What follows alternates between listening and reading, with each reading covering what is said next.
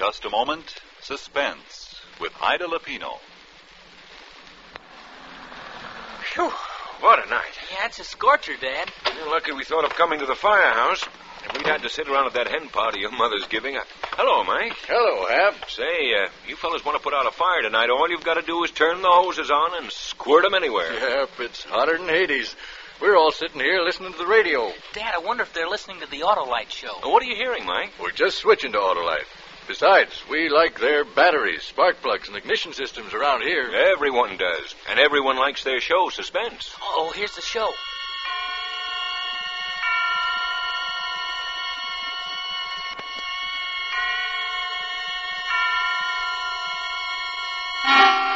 Suspense.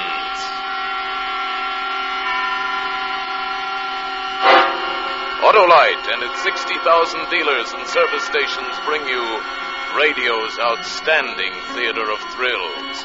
Starring tonight, Miss Ida Lupino, in a tale well calculated to keep you in suspense. Today, everybody's switching to Autolite. And tonight, Autolite takes pleasure in presenting Anton Leader's production of Ray Bradbury's remarkable story, Summer Night, starring Miss Ida Lupino.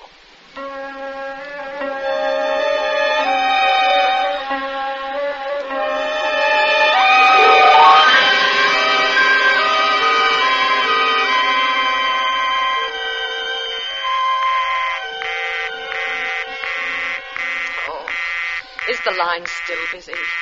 I just don't see how it could still be. Oh, it isn't the line, Miss McCauley. It's the circuit. I've been simply swamped all afternoon. I haven't been able to get a call through to the police station for over an hour, and the mayor's office has been busy. Yes, I know. I'm sorry to trouble you, but it's terribly important. Well, if you want to hang on, Miss McCauley, I'll try again in a minute. Oh, all right. It's been this way ever since the news got out about finding poor Lavinia. You heard about it, I suppose. Yes. Oh, just a minute, Miss McCauley. I got another call. Yes, this is the operator. No, I'm sorry. That line is still busy. Yes, I'll call you just as soon as I can give you a connection. Oh, I'm sorry, Miss McCauley, but you see what I mean? Oh, dear. Oh, Miss Welsh, by the way... It was bad enough last week when they found that other poor girl, but this time the whole town is on its ear, and I can't say that I blame them, what with a maniac loose and nobody knowing who Yes, it I might meant be. to ask you, Miss Welsh. Are they sure that Lavinia... I mean, that it was the same thing as the Webb girl last week? Why, yes. Why, I thought you knew.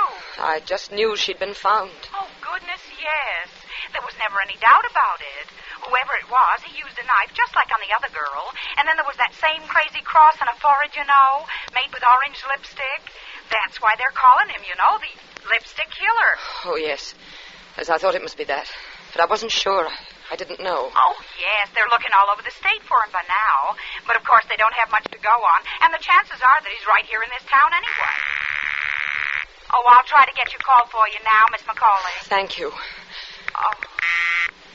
I'm sorry, Miss McCauley. That circuit is still busy. But it can't... Well, why don't I call you back when I get through? It shouldn't be very long. All right. But please try to hurry it. It's really important. Terribly important.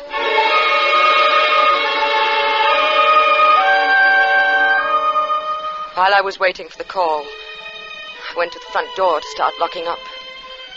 It was coming on evening, a warm summer evening, and ordinarily up and down the street the windows would be open, all but mine, and you'd hear the sound of a piano or a radio drifting out onto the still summer air, and people would be sitting in swings and hammocks on their front porches, enjoying the coolness at the end of the day. But not on this day. Not this evening. I locked my door, too. I went around the big, gloomy old house, checking all the windows, just like the others. Not that I needed to, really. They'd been locked ever since Father died.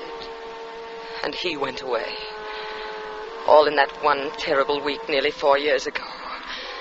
Yes, they'd been locked, and I hadn't left the house more than half a dozen times, and nobody had come here. Why should they? I didn't want to see them. Nor they me. I was the town's queer one. But all that was going to be different now. From now on, everything was going to be very, very different.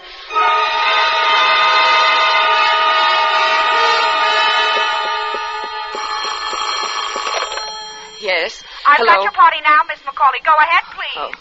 Hello? Oh, Helen, is that you? Yes, who's this? It's Anna. Anna McCauley. Why, Anna. Why, what a surprise. How have you been, Helen? Oh, just fine. You know, there's nothing ever the matter with me. But how are you, Anna? Oh, I'm well. You know, I've been living rather quietly these last few years. Yes, I know. I mean, I'd heard. It's been a long time, hasn't it, Helen? Why, yes. I haven't heard your voice for, well, how long has it been? Nearly 4 years. Has it? 3 years and 11 months this week, to be exact. Oh, that long has it? Well, it doesn't seem possible, and we were such good friends. Helen, I hope you don't think. I mean, those last few times you called and I didn't answer. Oh, darling, of course not. I knew how you must be suffering, your father passing on so suddenly that way, and you'd always been so close. I wouldn't have even bothered you at such a time, only that we'd been such good friends, and I thought maybe I could help. And then, of course, I heard later anyway that, well, that is, Yes, I suppose you must have heard some rather strange things about me, Helen. Oh, not strange, dear, no. But we all knew you wanted to be alone in your grief, and we respected that feeling naturally. I know. But sometimes I've been afraid people didn't quite understand, though. Of course they did. Well, darling, now that you're back in the world again, so to speak, you must come over and see me. I'm staying with my mother now, but you know that anyway. Yes. Helen. Yes, dear. Helen, it wasn't just an accident, my calling you this way. Well, I should hope not. I want to ask you a favor. A tremendous favor. Why, of course, darling, anything. I want you to come over here to the house. I should say I would. I'll try to make it Friday or early next week at the latest, just as... No, I don't mean just sometime, Helen. I mean now. Right now. Right this minute. Now? Yes. But, darling, I don't see how I can. I mean, I don't know what Mother's plans are. Helen, you know I wouldn't ask if it wasn't serious. Serious? What do you... Please say you'll come. Well, I'll try. No, don't just try, Helen. Come. You've got to come. Oh, darling, what is this? What can be so serious? Maybe I'm being silly, but I think it's more than serious, Helen. I think it may be a matter of life and death.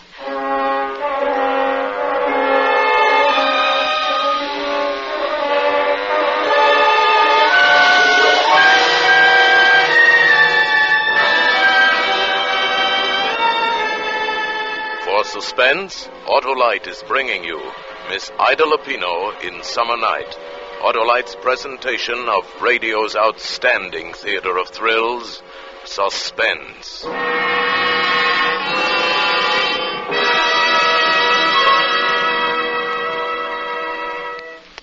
You know, Dad, boy, Mom would sure get a kick out of this. Out of what, Billy? We leave home because she's got the house full of women, and so far there aren't anything but women in tonight's Autolite show. Well, if she's listening, we'll certainly hear about it when we get home from the firehouse. Oh, say, Mike, what's over on that workbench? But over there? Mm-hmm. Oh, them's old batteries. We're replacing them with new Autolite stayfuls. When your spark plug stutters, when your battery putters. Switching to Autolite, eh, Mike? No, we've been using Autolite for over 10 years now. You know, when you got to get out of here in 7 seconds after the alarm sounds, you got to have the surest, safest batteries there are. When we got to go, we go. Yes, the new Autolite Stay Full battery is a great battery. Needs water only 3 times a year in normal car use. This greater liquid reserve practically eliminates one of the major causes of battery failure. Car owners tell us it's the greatest battery ever built. The greatest battery ever built. Money cannot buy a better battery for your car. Yep, that's real battery know-how. Once water goes into an Autolite Stayful, it's like going into a camel. The drinks are few and far between. Yeah, and even on nights as hot as this, you don't find the Autolite Stay Full at an old oaken bucket. So, friends, see your friendly neighborhood Autolite battery dealer and order the new Autolite Stay Full battery for your car. It needs water only 3 times a year in normal car use. Remember, folks, Autolite means batteries. Stay full batteries. Autolite means spark plugs. Ignition-engineered spark plugs. Autolite means ignition system. The lifeline of your car.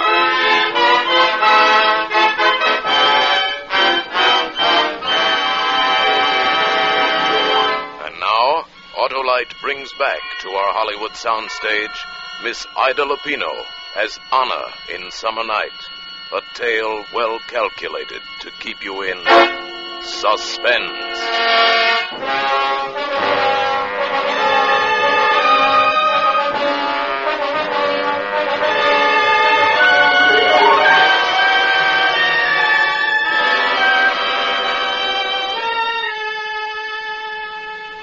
A matter of life and death, I told her. I knew Helen would come to see me after that. It would be strange seeing her again. Not that we'd ever quarreled. She never even suspected, of course. But after that day when he went away with her, I'd simply put her out of my life and never thought of her again. Or to be strictly truthful, I'd thought of her a great deal. But in a rather different way than I had before when she'd been my best friend. And now she was coming to my house again. After all these years. It should be interesting. Quite like a surprise party for both of us.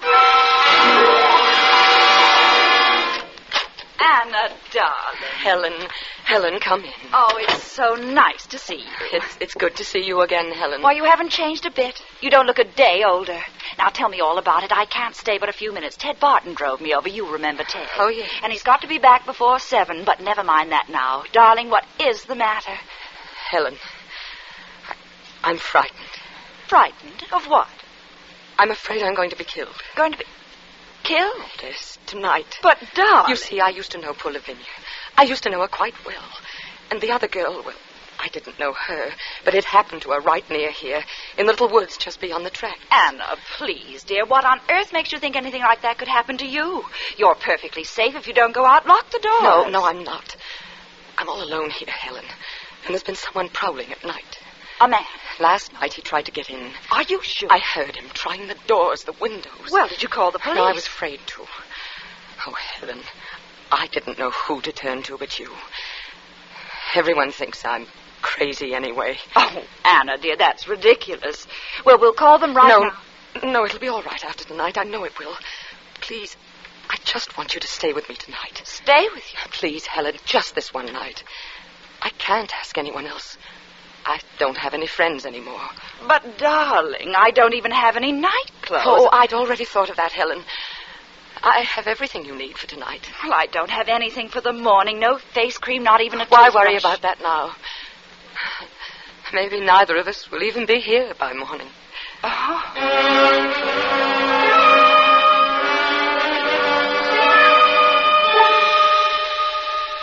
So she said she'd stay. Went out and told Ted Barton. Ted Barton. It was typical of Helen. Only 2 weeks back from Cleveland, and already she had the county's most eligible bachelor squiring her around in his car. But that was going to be different, too. I fixed a little supper for both of us, and then we tried all the doors and windows.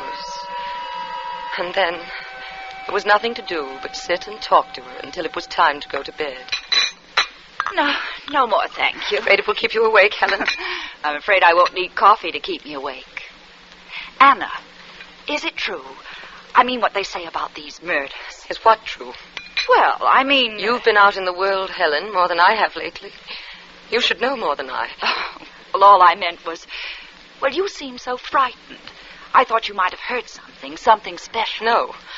Is it true about the lipstick? Why not? Oh, it sounds so crazy. I thought it might be just something the newspapers made up. There was a cross on their foreheads. In lipstick. Orange lipstick. Anna, you do know something. Don't be ridiculous, Helen. How could I? But lipstick, Anna. Do you suppose perhaps it isn't a man at all? It's a woman. Oh, I'm sorry, dear. Did I do that? No. No, come along, Helen. It's time to go to bed. Yes, I suppose we might as well. You don't mind sleeping in the same room with me, do you? Why, of course not, dear. Oh, shouldn't you leave on a light downstairs? No. Didn't do any good last night. Oh. Well, I must say I don't blame you for being a little frightened, staying here all alone. It's rather a gloomy old place, isn't it? Oh, I don't think so. It's always been like this. It's the way Father liked it. What about your mother? I hated my mother. Oh, Anna. Well, it's true. Why not say it? But your own mother. What does that matter? Everyone has to have someone to hate, Helen. Enough to kill them sometimes. Oh, Anna, I don't think that's true. How can you say that everyone... Well, this is our room. Why, it's what? It's charming. It's so different from the rest of the house. Yes. This was to be my bridal room, if I'd ever married. Darling, I didn't know... Well, I didn't know you'd ever thought... That was a long time ago. What's the news of Charles? Charles? Well, there just isn't any. You knew we were separated, didn't you? Yes. What was the trouble, Helen? Oh, I don't know. After the first year, he simply became impossible, that's all. You remember, even as a child, he was sometimes wild. And strange. Oh, yes. Yes, he and I were always the queer ones. Why, whatever do you mean? Oh, strange, different, a little apart from all of you somehow. Not quite right, I think they say about me now. Oh, Anna, you're imagining that. No one ever said such a thing. No? Of course not. What about Charles? Nothing. He just left, that's all. Haven't even heard from him in 6 months. Are you sure it was all his fault, Helen? Perhaps if he married someone else. Oh, you know there was never anyone else for Charles. That's the funny part of it. Of course, he liked other girls. He liked you. Yes. Well, you're certainly lucky he didn't marry you. I don't know what happened towards the end. It just went from bad to worse. It got so I hated the very sight of him. I told you. Everyone had to have someone to hate. Oh, I didn't really mean Are that. you sure, Helen? Haven't you ever hated anyone? Oh, perhaps as a little girl I thought I did. You hated me, didn't you?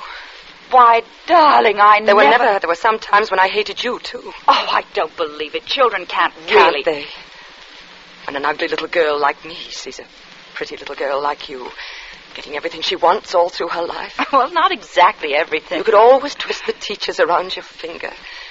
Later it was the same with the boys. And finally, Charles. Just because you were pretty. Oh, maybe I was a little prettier than you, dear, but you were always the clever one. Yes.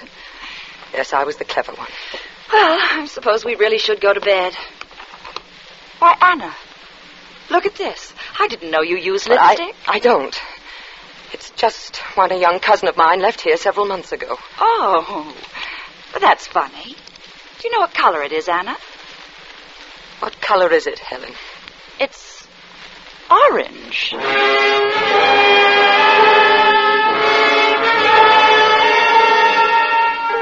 No. Helen wasn't very clever. It amused me to watch her trying to think. Putting two and two together. And not being able to because she was afraid of her own conclusions. Because she was essentially a hypocrite, like everyone else. If she hadn't been, it might have saved her life.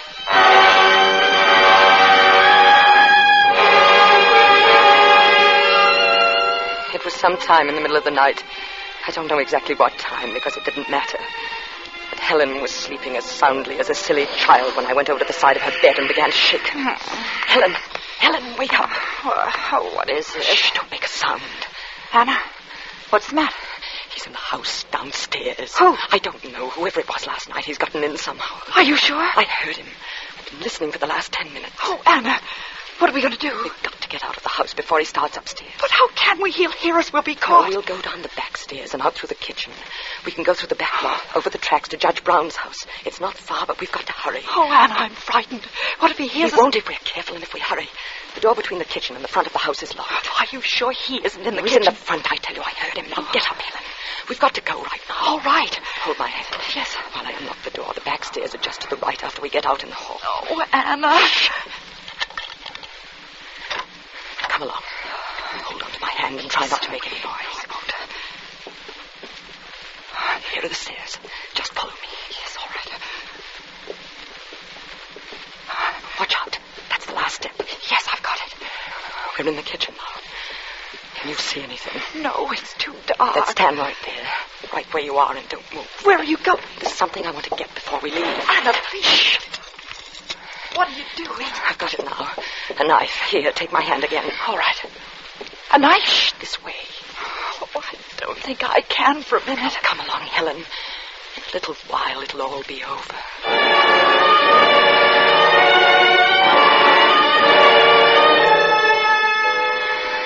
As we hurried down the path, I kept thinking of her there behind me. So frightened now. I had to keep myself from laughing out loud. It was really funny. She'd always been so confident before. At school and later at the parties we used to go to. She'd been the confident one and I'd been frightened. While she slowly poisoned my life. While she quietly and deliberately stole everything I'd ever wanted. Even Charles. But it was different now. That must be the 2 o'clock local. The other side of town. Yes. Which way now? Straight ahead. That's where the grove of trees. Anna, isn't it here somewhere that they found that girl? Yes. Hi. Oh, Anna, I can't go through there. Helen, come along. Don't be silly. Do we have to? Of course we do. Anna, what was that? What? Didn't you hear it? No. I was positive I heard something. Now who's imagining things, Helen? Oh, let's hurry. No. I'm going to stop here. Stop. But why? Can't you guess? Even now, Helen. Oh, Anna. No.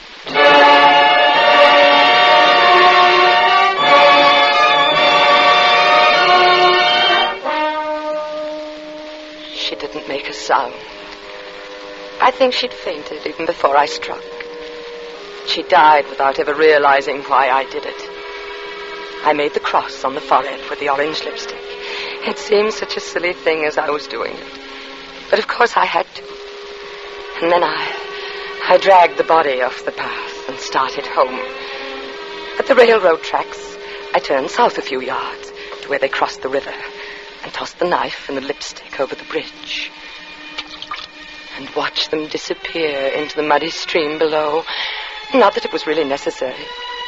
No one would ever think of questioning me. They would all, of course, assume that the lipstick killer had struck again. And then suddenly my heart was in my mouth.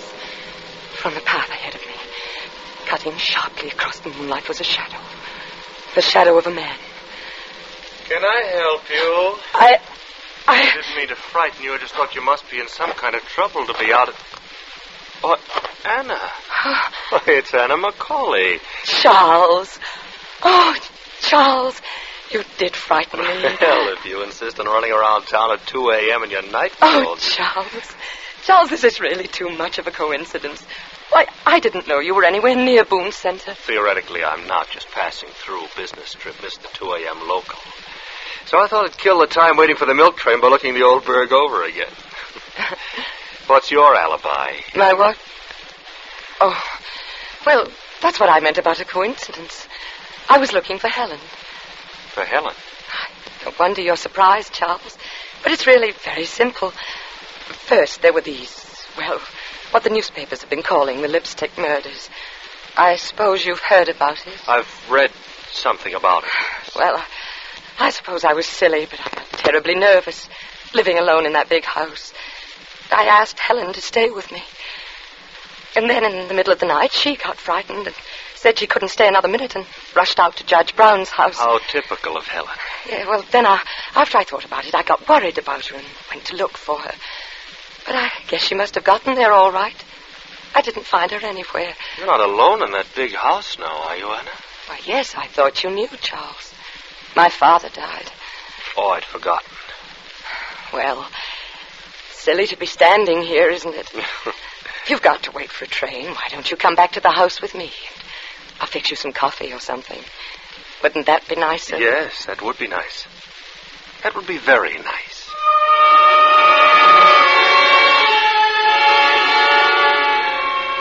I could hardly believe my good luck. Charles, of all people. It was as though he'd come back to me. Almost as though he'd known and come back to me just at the right moment. So there we were, making coffee in the kitchen, talking over old times. Oh, dear, where is that opener for the evaporated milk? I never can find it. Oh, here. I'll open it with my knife. Just make a couple of holes in it. My, isn't that a rather dangerous weapon to carry around just to make holes in tin cans? Oh, it has other uses. There we are. That tastes good. Charles, I was terribly sorry to hear about you and Helen. Me and Helen? That you'd separated, I mean. Is that what she called it? Well, she said that you'd left her. Helen always had a quaint way of putting things. Didn't you? You don't still love her, do you? Love her? Didn't she tell you where I'd been? I know, not exactly. I've been in a home, Anna. A rest home, as they call it. It was Helen who put me there. Put you there? I'm afraid committed is the word. See, Helen thought I was crazy. Oh, Charles. I only got out a couple of weeks ago. I imagine they're still looking for me. You escaped? I had to. Oh, Charles, how dreadful for you. As a matter of fact, I've been looking for Helen. There was something I wanted to give her. But couldn't you find her? No. I thought I had a couple of times. But it wasn't Helen after all. What was it you wanted to give her, Charles? This. Lipstick. Yes. A frightful color, isn't it? Orange. Are you sure you're not Helen?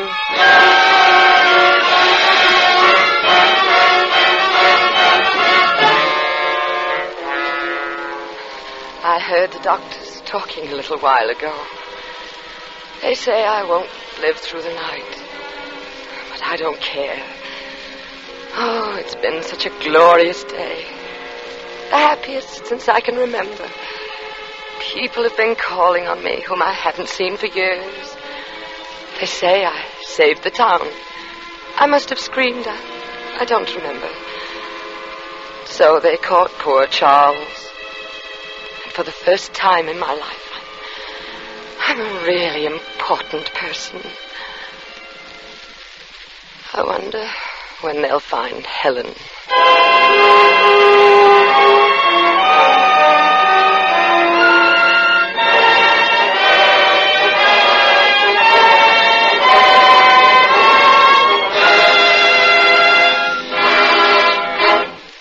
Thank you, Ida Lupino, for a splendid performance on Suspense.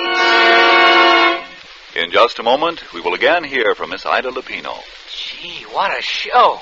I was sweating and it wasn't from the heat either. What a show. Hey, that's us. Gee, Dad, a fire. Hey, out of the way, son. Where's the fire, Mike? Down at 28th and Main.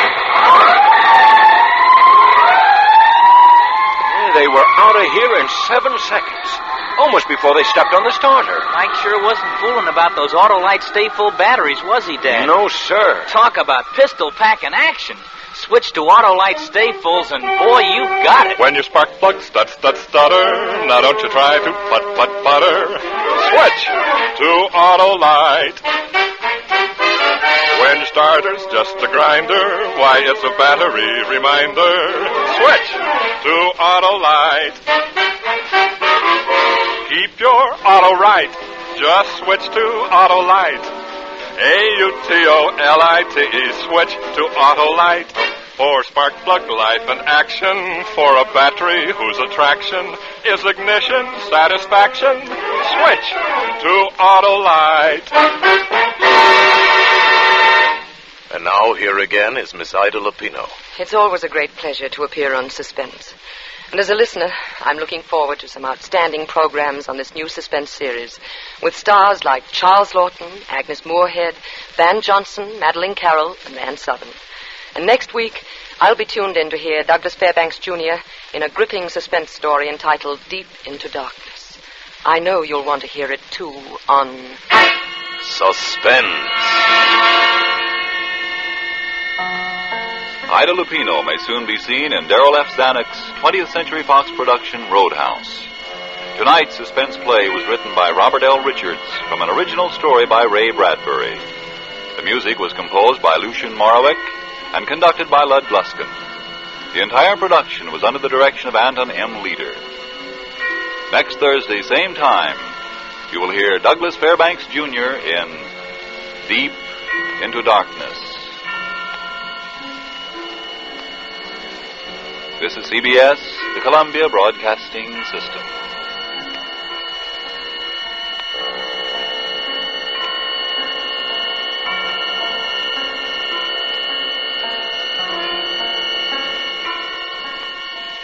In just a moment, Suspense, starring Douglas Fairbanks Jr. Now, let's stop in at Ed Jones for a moment, Billy. Okay, Dad. Hello, Ed. Well, how's the world's greatest ignition service station tonight? Hi, Billy. Hi. I'm busy on a couple of cranky ignition jobs. Say, how's the car running? Never better. Take a look. Sure, glad to. Hey, Dad, Ed's got his radio on. Is it the Autolite show? That's it, Billy. Suspense is my Thursday night special. Ignition systems, spark plugs, batteries. Ed, you've got everyone in town switching to Autolite. Billy, your dad's trying to take over the Autolite announcer's chore. Say, Doug Fairbanks Jr. is on Suspense tonight. You like him, Billy? Yes, sir. He's a self-starting, smooth-running humdinger. Why, he's got the pep of an Autolite ignition system, a set of spark plugs, and a stay-full battery combined. Uh-oh, here's the show.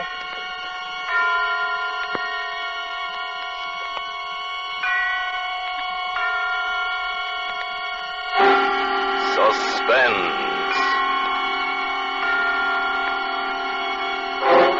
Autolite and its 60,000 dealers and service stations bring you radio's outstanding theater of thrills. Starring tonight, Mr. Douglas Fairbanks in a tale well calculated to keep you in suspense. Today, everybody's switching to Autolite, and tonight, Autolite takes pleasure in presenting Anton Leader's production of Deep into Darkness, starring Douglas Fairbanks.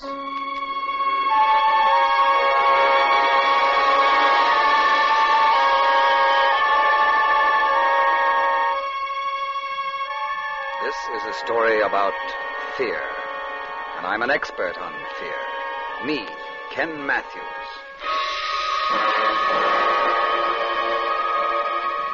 That cheap, broken-down hotel room is as good a place as any to start. It was all I could afford. New York, the city of bright lights, and me, stretched out on a squeaky bed, watching a spot change shape on the ceiling. It's a kind of game to keep a man from going crazy. For 7 years, I watched another spot, changed it into a million shapes, got to know it better than I knew myself. That spot on the ceiling of my cell at Joliet Penitentiary.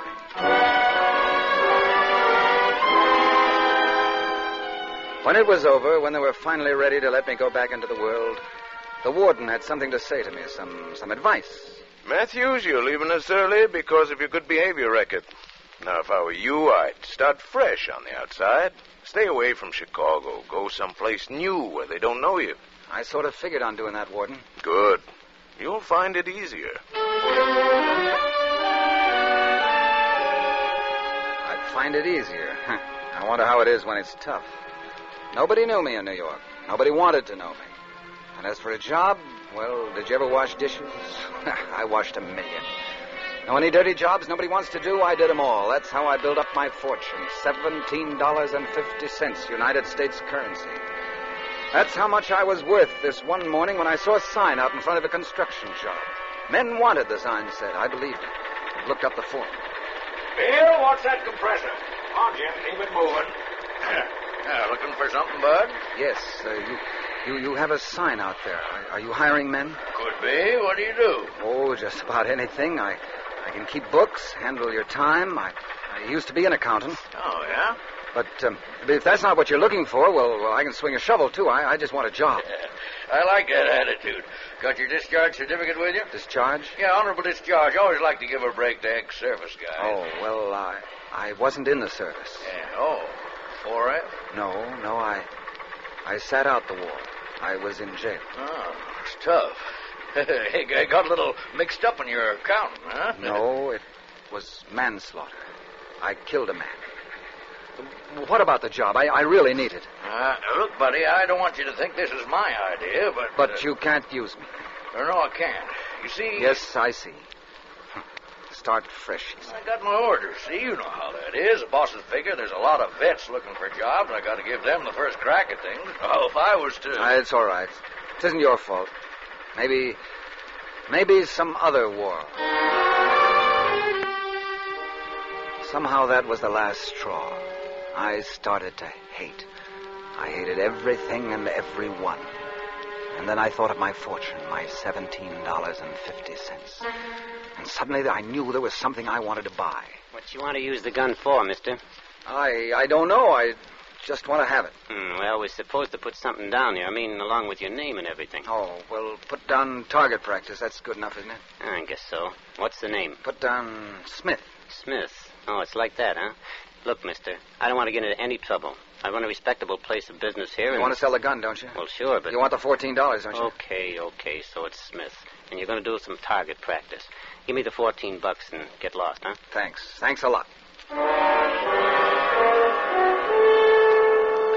Funny thing, I still don't know why I wanted that gun. I swear I don't.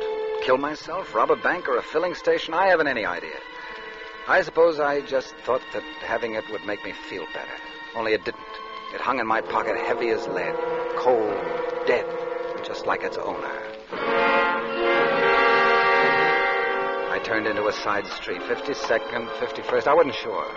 I stopped to light a cigarette when a car pulled up to the curb. It was a big car with a chauffeur. A black car, smooth and shiny. Then I looked at the man getting out. Just one look. And wheels started spinning around in my head. I got dizzy. The sidewalk twisted and bounced around like it was having a convulsion. But when he spoke, the shock of hearing his voice straightened it all out. Made it cold and clear as hard crystal. Just a few words to that chauffeur. Wait for me, Davis. I won't be long. He turned and walked past me, right by me into the bank. But he couldn't walk. He couldn't do anything. That was Lee Burke I was staring at. Lee Burke, the man I'd killed 7 years ago.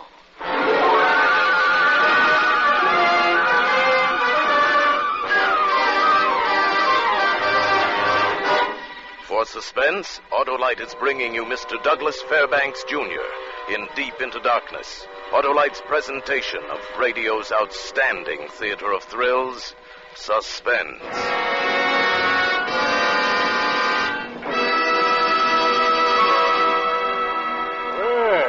Sure looks like young Doug's got it, eh, Billy? Boy, I'll say he has. What a chip he's got in his shoulder. Billy, stop chipping and chirping like your mother. Oh, by the way, Ed, that ignition system of mine score a bullseye? She's completely on the beam. My jobs usually are, especially when they're Autolite. Yes, sir. Money can't buy better ignition equipment for your car. Autolite parts are made by the world's largest independent manufacturers of automobile electrical equipment. And Autolite service stations are equipped with highly trained men and specialized machines to give your car the best in automobile service. That Autolite ignition system sounds intelligent enough to take an IQ test, eh, Ed? Stop pulling Ed's leg, Billy. I'm used to it, Hap. But I'll tell you this. Autolite makes original equipment for many of the finest cars in America. Ignition systems, batteries, spark plugs, generators, lots more. So it's only natural that Autolite ignition is... Well, it's a perfectly timed team with smooth on-the-dot performance. So when your car's electrical system needs attention, drive into your nearest Autolite service station or the dealer who sells your make of car and ask for original factory parts.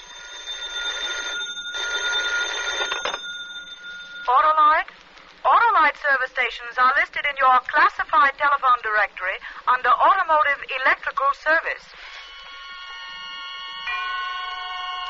And now, Autolite brings back to our Hollywood soundstage Mr. Douglas Fairbanks, Jr. as Ken in Deep into Darkness. A tale well calculated to keep you in suspense.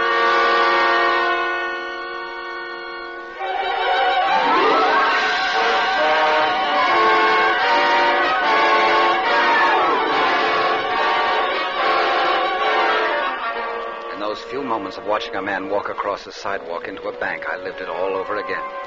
The way it happened when I killed him 7 years ago back in Chicago. There wasn't anything about it I couldn't remember. Ken, darling. Yeah?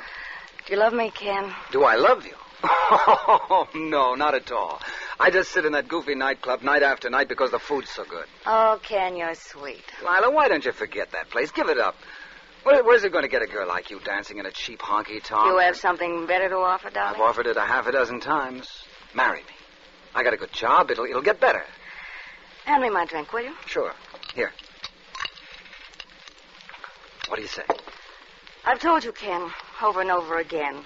I'm not getting married. Not to you, anyway. You're a sweet guy, sure, and I'm very fond of you, but little Lila isn't burying herself in any house with a bunch of squalling kids. That's for suckers. I don't think you mean that at all. No? Well, you just watch, darling. I'm going to wind up with a diamond so big it'll take a 2-ton truck to deliver it to me. I'm going to have so many mink coats I'll use them for pajamas. Yeah, that's the way to talk, sis. You tell him. Hello, Lee. You're beginning to sound like you're getting good sense. What are you doing up here with this bookkeeper anyway? And a good evening to you, too, Lee. Never mind. I thought I said I didn't want you wasting your time with him. He's all right. Get out of here, Matthews. Now, wait a minute. If Lila wants me to go... Oh, not satisfied with my suggestions, huh? Well, I've a good mind... Lee, stop it. Put that gun away.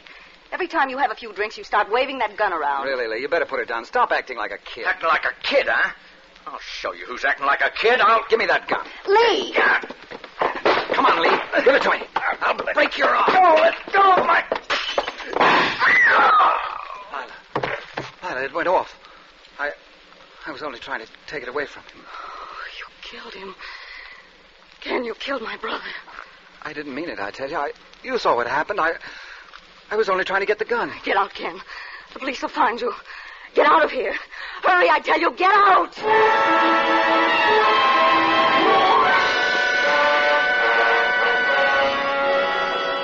I got out all right in a hurry. It was pouring that night, and I ran down the street with the rain slapping me in the face. I ran up a back alley into the darkness, and then I stopped. I didn't want to run. Not for the rest of my life. I went to the nearest police station, turned myself in. They took me back to the Burkes, and we found Lila sitting in a chair, glassy-eyed, just staring down at her brother, Lee. He was right where I'd left him, sprawled on the floor, face down, and a big red puddle was ruining the rug. Lee Burke was dead, and they gave me 10 years for killing him. Only now he wasn't dead. He couldn't be. I'd just seen him walk into a bank.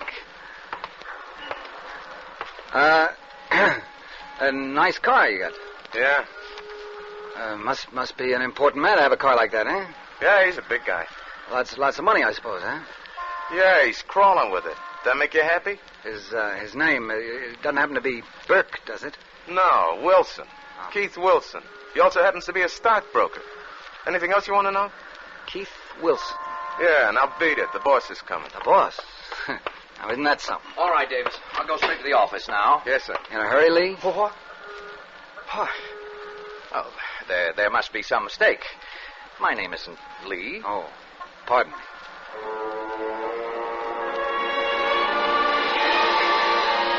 But it was Lee. There wasn't any doubt about it. And he knew me, too. I could see it in his eyes and in the way his face went white.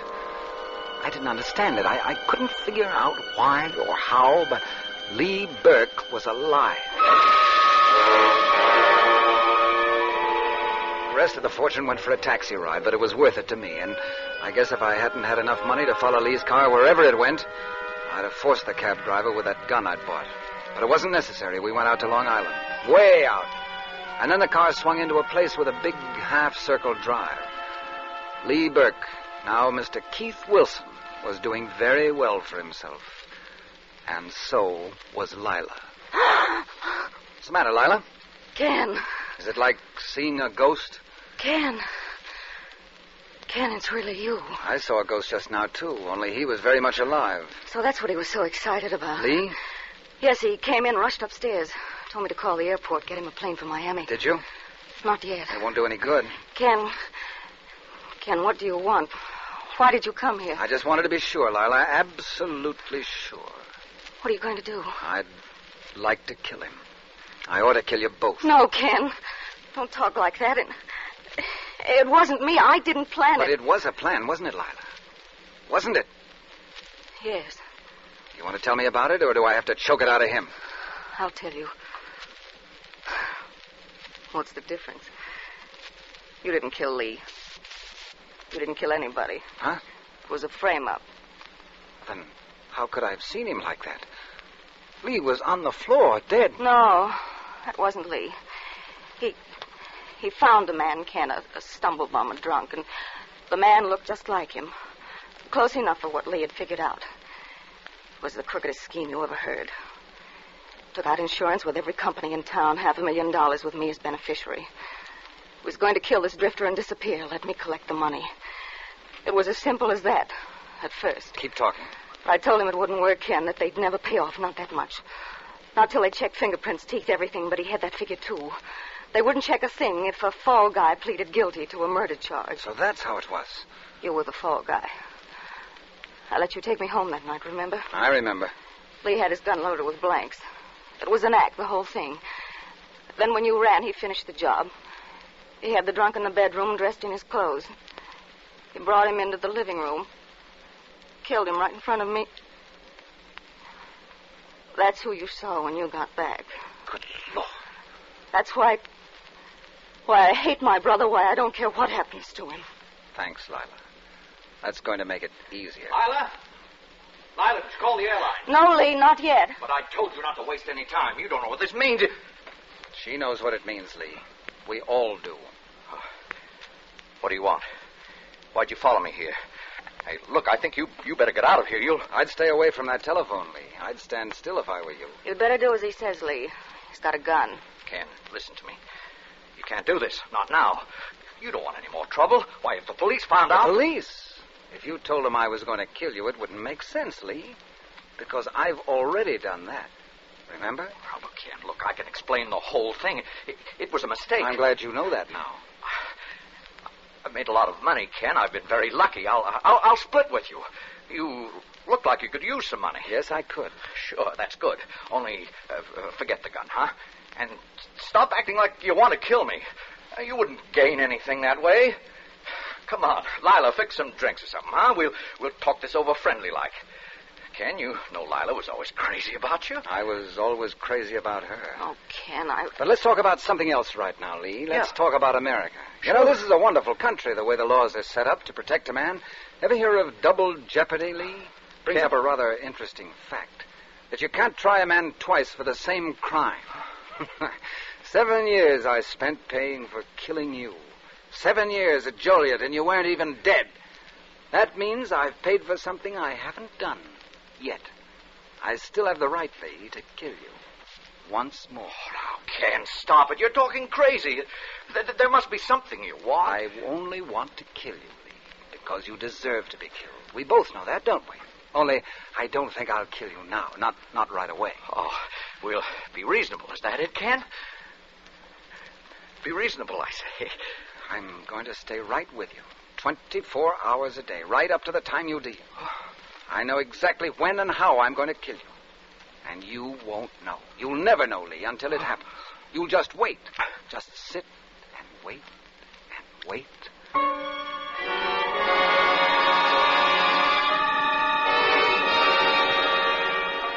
I never left the Burke's mansion, never let them leave. I was with Lee from the time he got up until he went to bed. I stayed with him every waking hour, and I never stopped twisting his life like a piece of putty, putting fear in his mind until there didn't seem to be anything else left there at all. Just a trembling, driving fear in everything he did, everything he said. Lila, can't we do something? Get to somebody. Oh, Lee, what can I do? You could have said something to the servants. You had a chance before he sent them away. I didn't. It all happened too fast. Got rid of them as easily as he cut the telephone wires. Well, we gotta do something. Get in touch with somebody.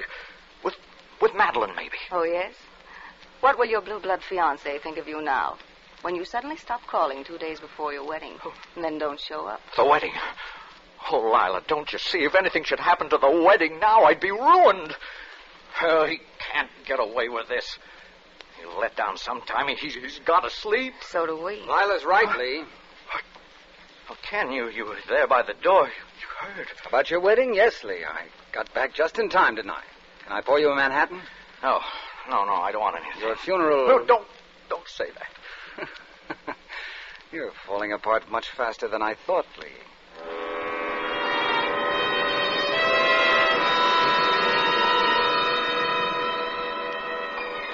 It wasn't taking long at all.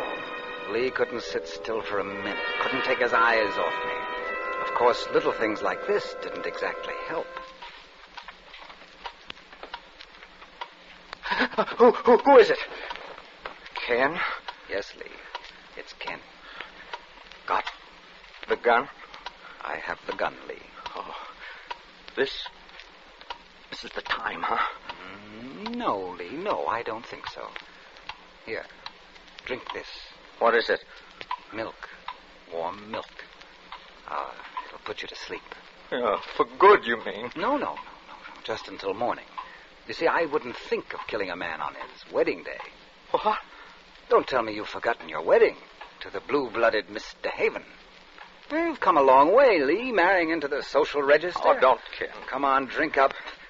You'll need your strength for the wedding.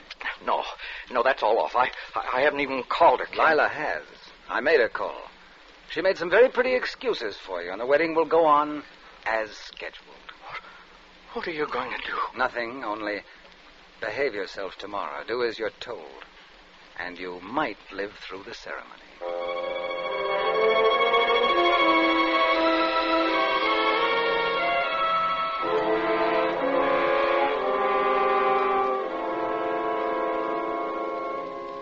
Wilt thou, Keith, take this woman to thy wedded wife, to live together after God's ordinance in the holy state of matrimony? Wilt thou love her, comfort her, honor and keep her in sickness and in health, and forsaking all others, keep thee unto her so long as ye both shall live? Say no, Ken. Say no, or I'll kill you right here in front of them all. Say it, Lee. Mr. Wilson, the answer, please. No, I can't. I can't. Wilson, please, the answer. This must be...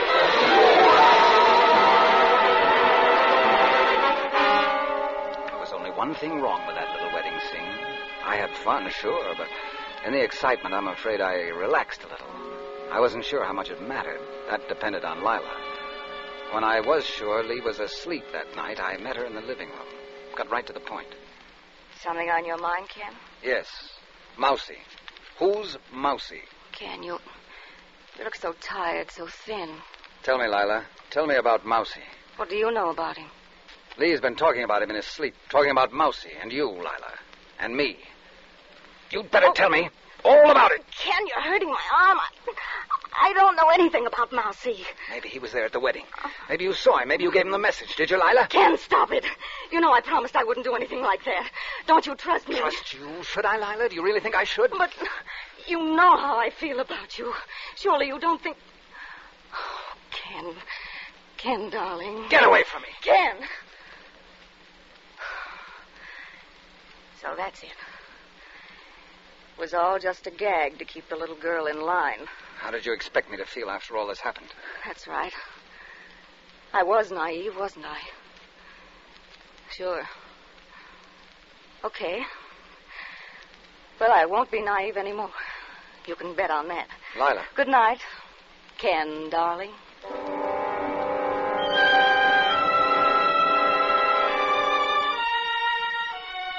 When I cooled off, I realized I'd gone too far. She wouldn't be on my side anymore.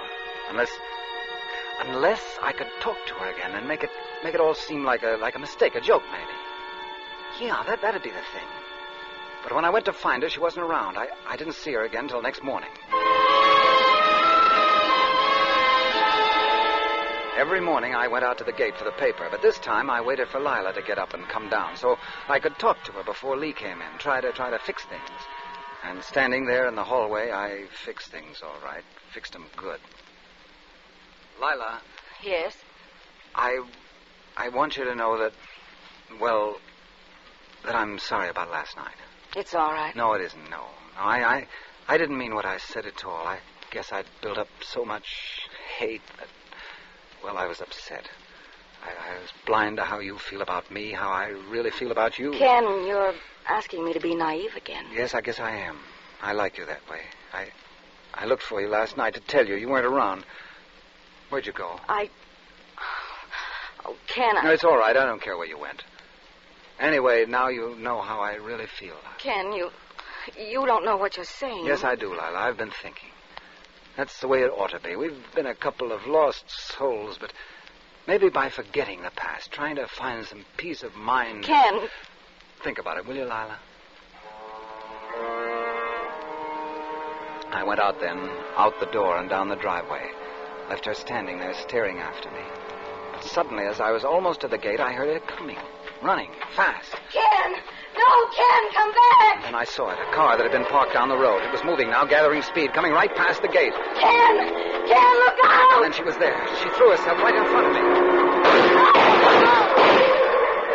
I heard the shouts. I felt her thrown heavily against me, and then her body went limp in my arms. I held her close for a second, and then I lowered her to the ground.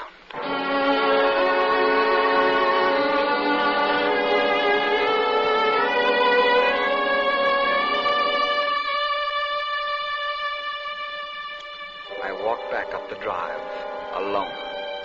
Lee was out in front of the house, sitting on a bench in front of a big tree. He'd heard the shots, I'm sure, but he was just sitting there, probably waiting for Lila to come back and say that Mousie had taken care of me. He turned and looked up as I walked toward him. Lila? Oh, no. His eyes seemed to look right through me somehow. He was that full of fear, I guess. His fingers gripped the tree in back of him, dug deep into the bark. He was waiting for me to kill him.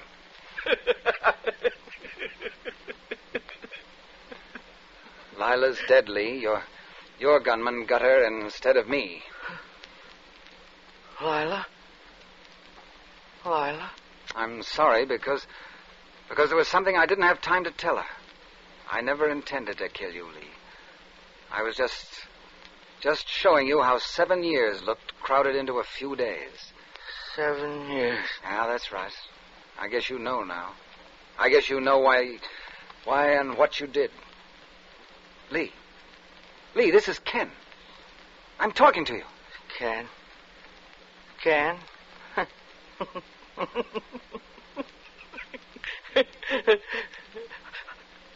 I don't know any Ken. And he didn't. He didn't even know himself. The way his eyes looked, I don't think he ever will again. They weren't Lee Burke's eyes anymore. They belonged to someone else. Funny. The man who tried to be somebody else had finally made it. And it was not good to look upon.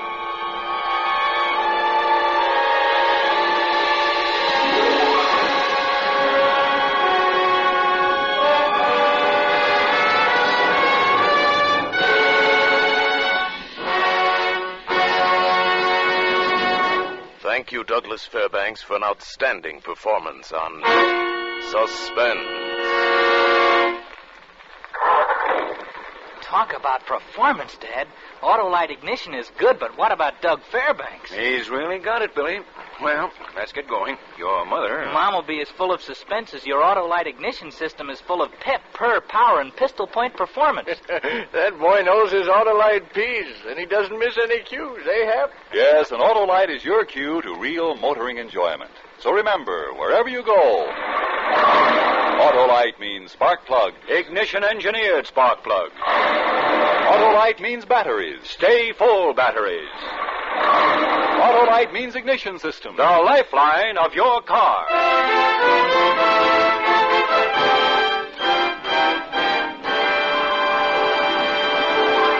And now, here again is Mr. Douglas Fairbanks. I've enjoyed this appearance on Suspense very much. And I've noted with great interest, as a Suspense fan, that Agnes Moorehead will return to the soundstage next week, the scene of her splendid performances of the past. As one of the many who applauded her portrayal in the Suspense classic Sorry, Wrong Number, I'll be listening with anticipation next week for Agnes Moorehead in The Yellow Wallpaper, a powerful study in... Suspense.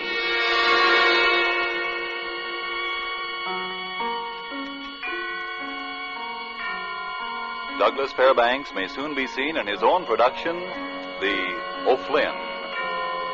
Tonight's suspense play was written by Edward James, with music composed by Lucien Morawick and conducted by Lud Gluskin.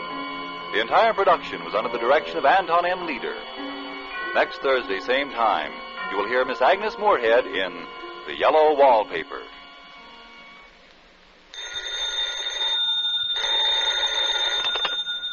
This is the Autolite Suspense Show signing off. Good night. Switch to Autolite. This is CBS, the Columbia Broadcasting System.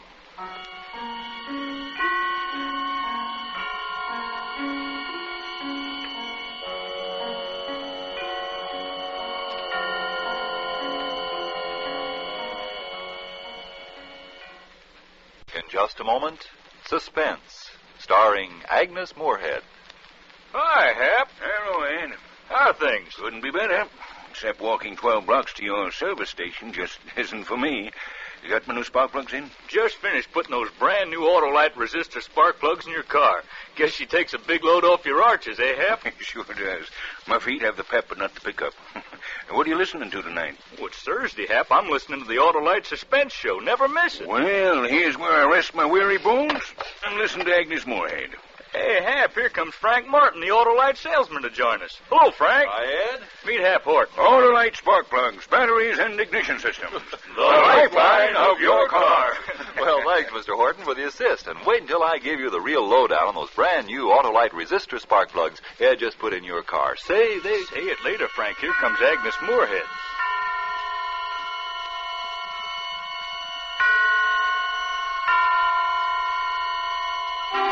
Suspense.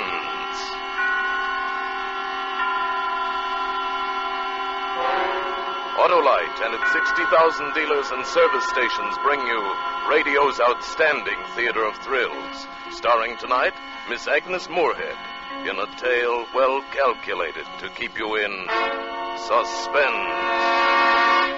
Today, everybody's switching to Autolite, and tonight, Autolite takes pleasure in presenting Anton Leader's production of the famous short story, The Yellow Wallpaper, starring Agnes Moorehead.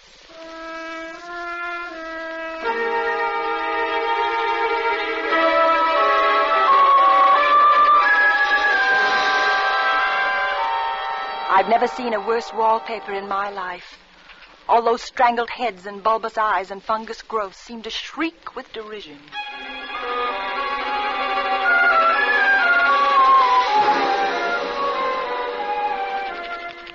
When we came to this house, the minute I saw it, I made up my mind secretly to start writing again in spite of them. But I don't dare let John know I'm keeping this journal. It's difficult being married to a doctor. John's an excellent doctor, I'm sure, but he's so inconsistent about me. He says I'm not really sick, that I'm only a little run down from caring for the baby, that I have a temporary nervous depression. Yet he prescribes phosphates or phosphites, I don't know which, and tonics and exercise. And he absolutely forbids me to work until I'm well again. He hates for me to write a word. But writing is such a relief to my mind. I can write down things, tell things here that... No, John says I'm not to brood about those things. I confess they make me feel bad, so I'll only write about the house. I saw it for the first time today. It's the most beautiful place. John rented it for the summer, and we drove up today, a perfect June morning. The bay and the white sails and people already in swimming, and then the shaded lane and the riotous old-fashioned flowers and the gnarly trees and the house. The house standing alone in the summer stillness. I could never tell John, but you know, the house spoke to me.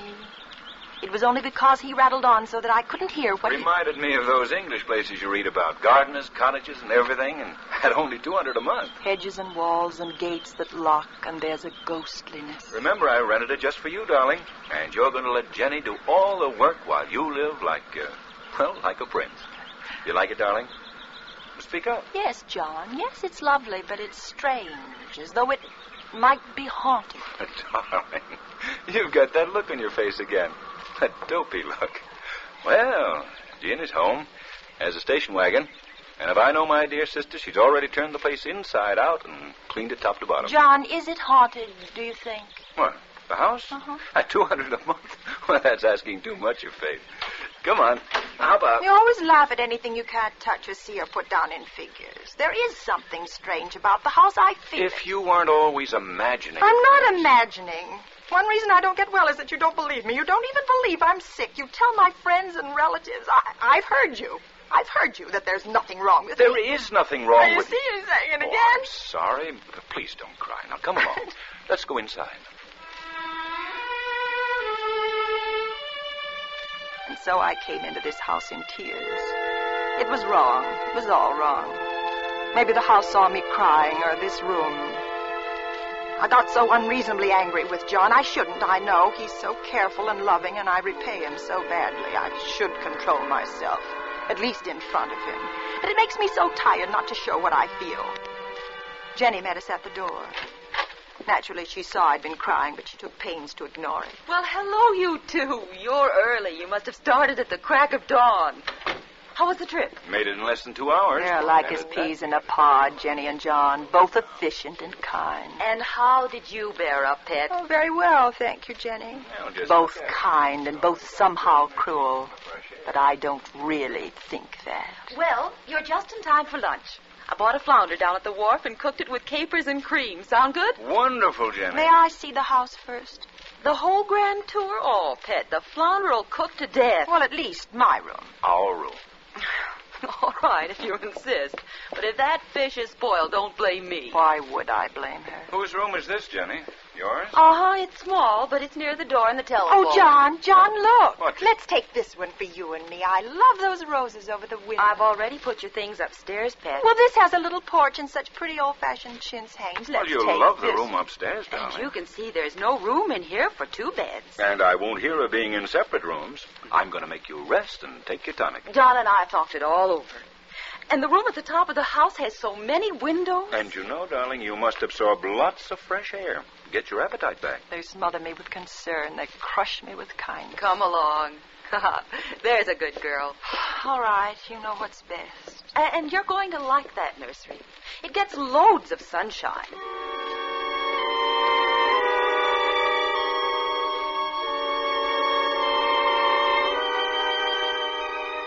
Up the steep, narrow stairs, 2 stories up to the very top of the house.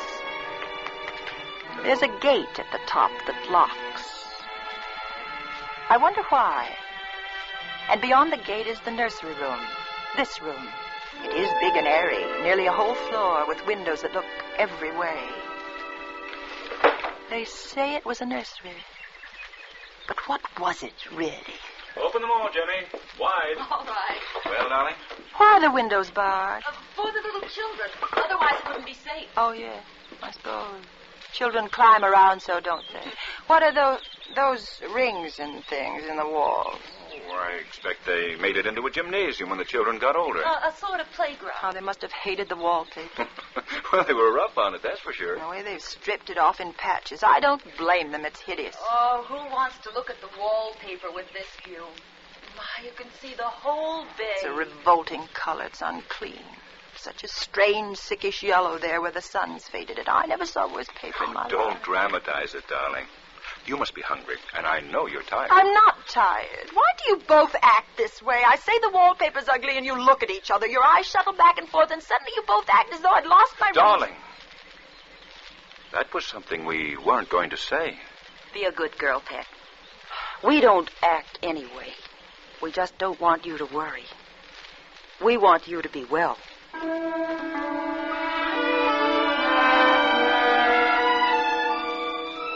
It's true, that's all they want. John laughs at me, of course, but one expects that in marriage.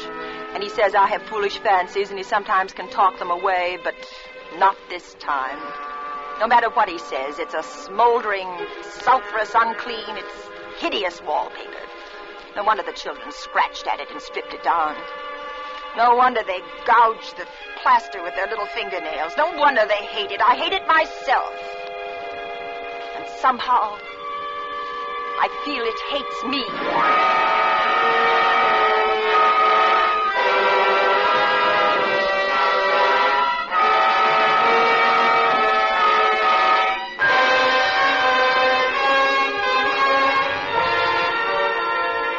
For Suspense, Autolite is bringing you Miss Agnes Moorehead in the yellow wallpaper.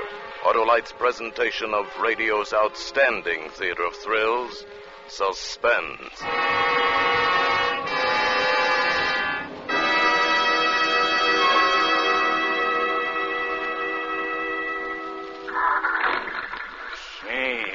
isn't she terrific? Yes, sir. Agnes Moorhead is always terrific. She sure is. Say, the car sure sounds good. I couldn't resist stepping on the starter. These new Autolite resistor spark plugs sure make this a contented car. Yep, and you got the first set in town. Well, right now you can get Autolite resistor spark plugs almost anywhere in the United States. It's sensational. Why, no other spark plug will give and maintain such performance. Sounds like a good sales story. Where did the name resistor come from, Mr. Martin? Autolite worked with leading car and truck manufacturers, and they ignition engineered a 10,000 ohm resistor right into the Autolite spark plug. That permits a wider spark gap setting and maintains it far longer than any other spark plugs. Actually, Mr. Horton, when you replace your narrow gap spark plugs with a set of wide gap Autolite resistor spark plugs, you can tell the difference in your car. That's right from the book, I'll bet, eh, Mr. Martin? Well, guess so. But here's the simple lowdown. As a result of the wide gap in the resistor spark plug, your engine idles smoother. You have better luck with lean gas mixtures and save gas.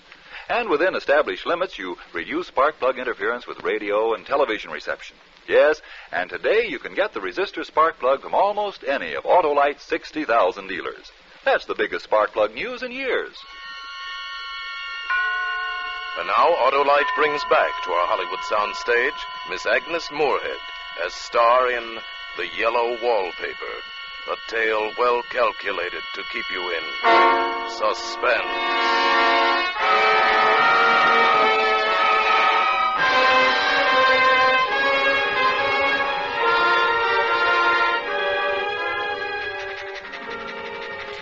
We've been here 2 weeks, and I haven't felt like riding again since that first day. I'm sitting by the window now, up in this frightful nursery room. There's nothing to stop my riding as much as I please. John is away all day, and sometimes even at night if he has a serious case. I'm glad my case is not serious. But these nervous troubles can be depressing all the same. I cry at nothing and cry most of the time. John doesn't know how much I suffer. He knows there's no reason to suffer, and that satisfies him. I suppose John was never nervous in his life. He laughs at me so about this wallpaper. No, I won't let you have your way, you silly goose. If we'd taken the room downstairs, you'd be seeing faces in the chin straight. Not faces. Look at that spot, John. And that one over there. Yes, I see. It's a repeating pattern. It's a broken neck with 2 bulging eyes staring at me upside down.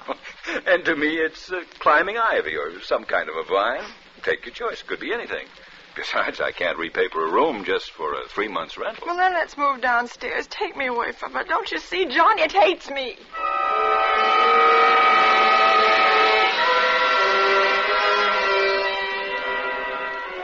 I wish I'd get well fast here. Just use your will and your good sense, I'm darling. afraid. But you're so much better. When I married you, I meant to be such a help, and I'm only a burden. You are a help to me.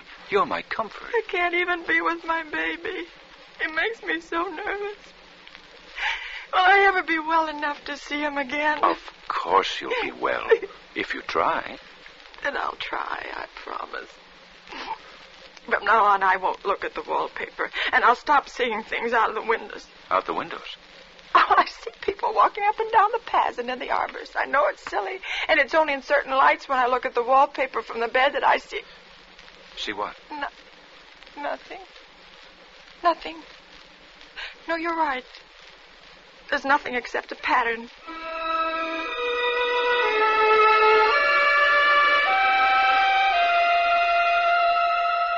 A front pattern and an under pattern in a different shade of yellow. It dwells in my mind so. I lie on that great immovable bed. It's nailed down, I believe, and follow that pattern about by the hour. And then where it isn't faded and when the sun is just so, I see a strange, faint, formless sort of figure lurking, waiting behind that front design.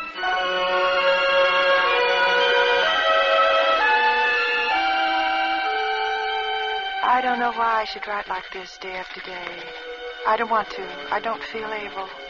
And I know John would think it absurd, but I must express what I feel and think in some way. It's such a relief. There are things in that wallpaper that nobody knows about but me.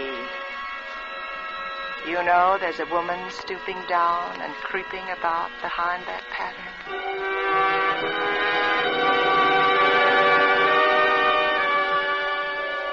Last night it was moonlight, and the moon shines in all around just as the sun does. John was asleep, and I hated to waken him, so I kept still and watched the moonlight on the wall till I felt creepy. The woman behind the paper began to shake the pattern as if she wanted to get out. I got up softly and went and felt the paper to see if it did move. It moved! It moved, I'm sure of it. And the poor woman cried out as though her voice came a long way over water. Clementine, look me! Clementine, look me! Clementine, look me! Oh, the poor thing. Then I went back to the bed. John was awake. What is it, darling? Why, you up? Oh, you shouldn't go walking around like that. You'll catch cold. The moonlight woke me. Oh, you are cold. You're shivering. John, I'm not really getting better. Won't you take me away? Our lease will be up in 3 weeks, darling. I don't see how we can leave before then. Of course, if you were in any danger, I would, but you really are better, dear, whether you see it or not. I'm a doctor, and I know. Oh, my appetite may be better in the evening when you're here, but it's worse in the morning when you're gone. Why, you're gaining flesh and I color. don't weigh a bit more, not even as much. Well, bless your little heart. You shall be as sick as you please. But let's go to sleep, huh? And talk about it in the morning. You won't go away? How can I, dear? And why should I, since you're better? Better in body, perhaps, but Darling, in my health. for my sake and your sake and for the sake of our child, I beg you not to let that idea enter your head. Not for an instant. Can't you trust me as a doctor when I tell you it's a false and foolish idea? Answer me, darling. Don't you trust me? Yes, of course I trust you, only... What? I'm sleepy. Let's go to sleep. But I didn't sleep. I lay there for hours trying to decide if the front pattern and the back pattern moved together or separately.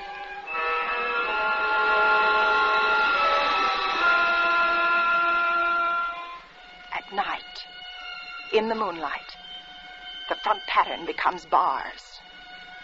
And the woman behind it shakes the bars. Yes, she shakes the bars as she creeps around.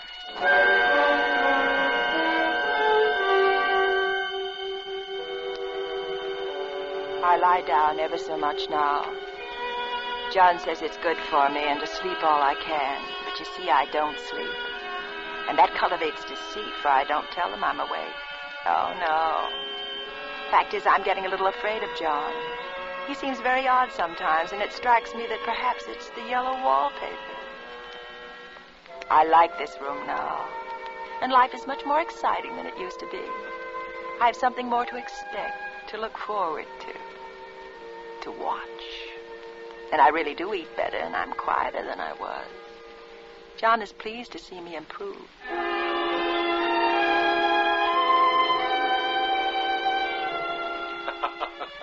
You see, you're flourishing like a weed in spite of your wallpaper. Yes. In spite of the wallpaper. In spite of it. Because of it. But I had no intention of telling him that. He might want to take me away, and I don't want to leave now until I found out. There's 1 week more, and I think that will be enough.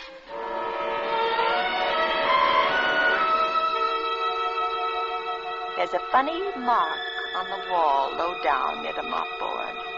A streak that runs around the room. Goes behind every piece of furniture except the bed. A long, straight, even smudge as if it had been rubbed over and over and over. How was it done? Who did it? What did they do? Round and round. Round and round. Round. It makes me dizzy.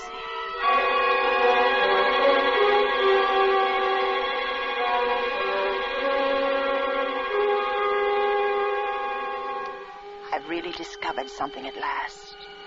There are a great many women behind the pattern, and sometimes only one, and she creeps around fast, and her creeping shakes the pattern.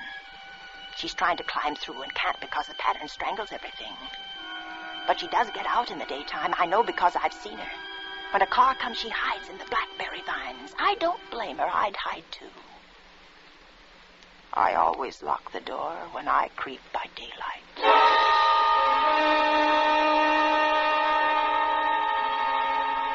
There are only 2 days left to tear this paper off and let the woman out in the room. And John's beginning to take notice. I don't like the look in his eyes or the way he talks with Jenny about me. I overheard them. She isn't sleeping nights, Jenny. She's quiet, but I know she's awake. Well, it's little wonder she sleeps the whole blessed day. Well, maybe I ought to call in another doctor. No, it's just stubbornness, John. She's determined to prove you're wrong.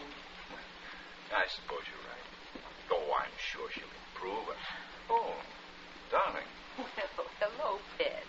How you creep about? Well, that's a funny thing to say, Jenny.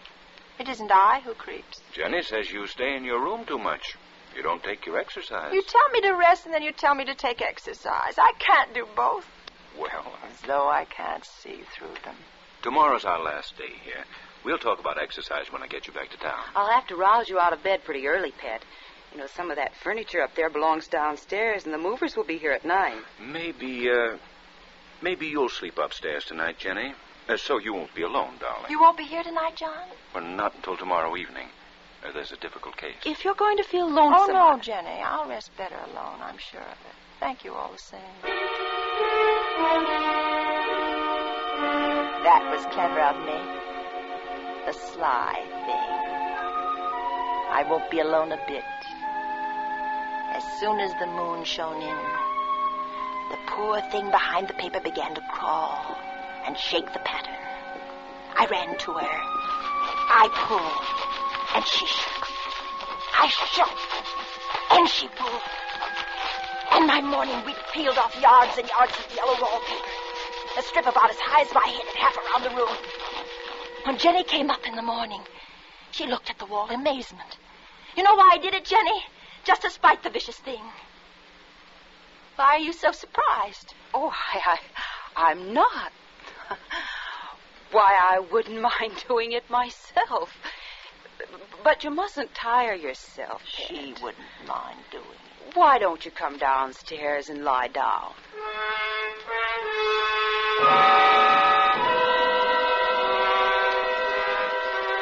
How she betrayed herself, that Jenny. She wouldn't mind doing it. But I'm here and no person touches this paper but me. Not alive.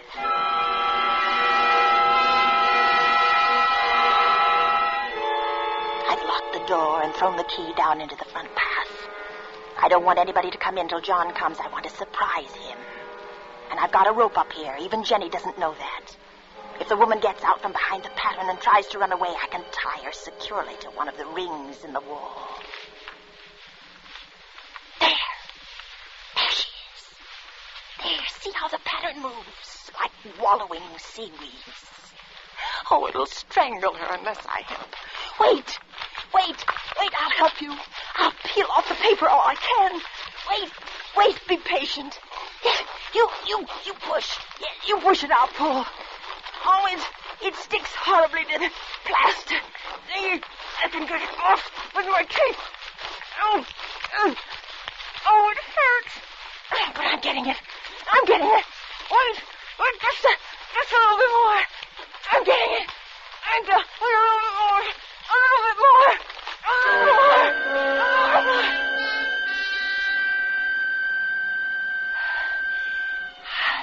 I wonder if they all came out of the wallpaper, as I did. I think they did, but I have you securely tied by my rope now. You'll never get away. But I don't want to get away. It's so pleasant to be out in this great room to creep about as I please.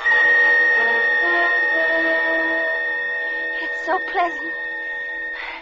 But I suppose I'll have to get back behind the pattern when night comes. That will be hard to do.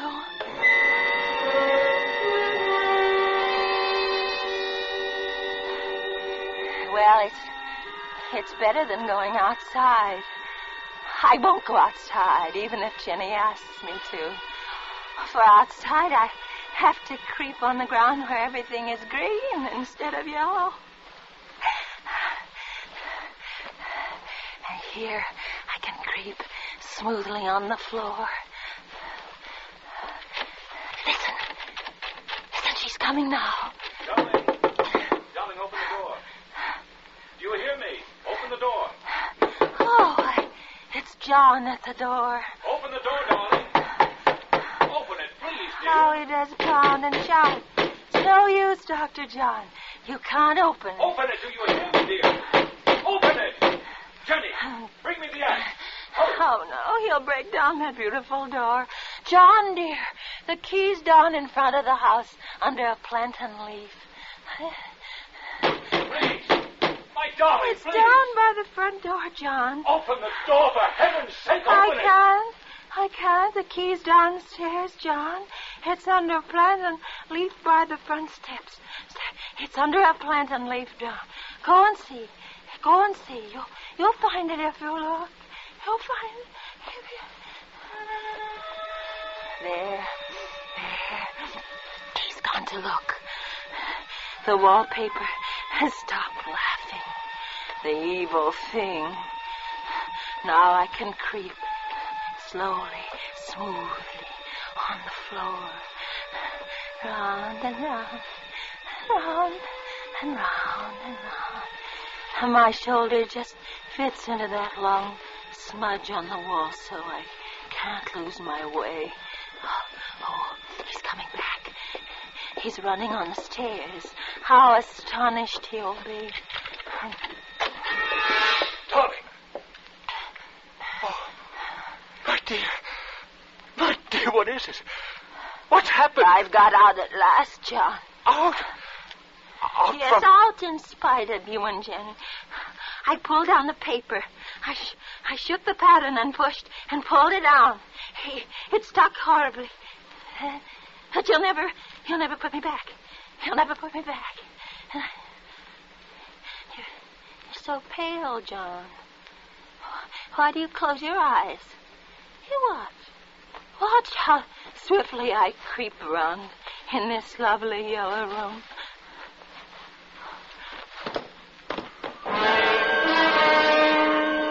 Fainted? Now why should that man have fainted? But he did. And right across my path by the wall, so that I have to creep over him every time. Round and round and round and round and round.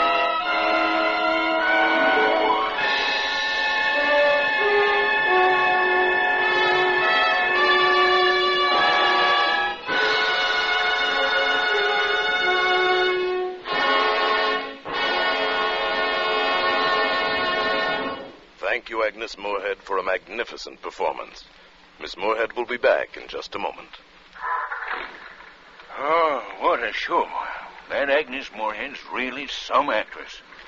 Well, I guess I better head for home and Motherhead. Okay. Oh, say, Mr. Martin, can you give me those simple words of yours again? My boy Billy pesters me with slogans. You bet, Mr. Horton. When you replace your narrow gap spark plugs with a set of wide gap Autolite resistor spark plugs, you can tell the difference in your car.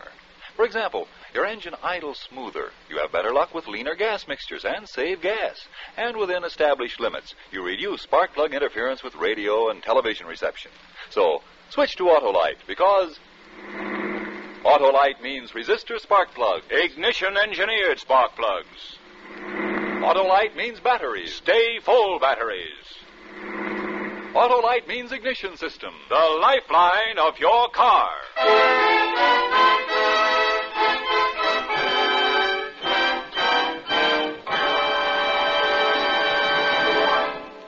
And now here again is Miss Agnes Moorehead. It's always a great pleasure for me to appear on Suspense. I've thoroughly enjoyed this appearance this evening. And next week, when I turn listener again, I'll join the rest of you to welcome Mr. Charles Lawton's return to these microphones in a role written especially for him. Next week, then, An Honest Man, starring Charles Lawton, on Suspense.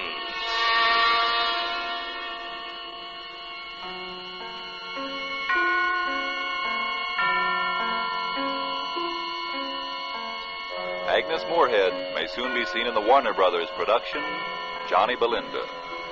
Tonight's suspense play was adapted for radio by Sylvia Richards from an original story by Charlotte Perkins Gilman. Music was composed by Lucien Morawick and conducted by Lud Gluskin. The entire production was under the direction of Anton M. Leader.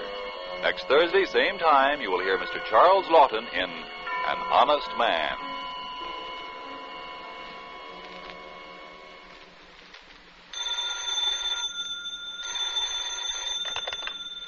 This is the Autolite Suspense Show saying good night. Switch to Autolite. This is CBS, where 99 million people gather every week, the Columbia Broadcasting System.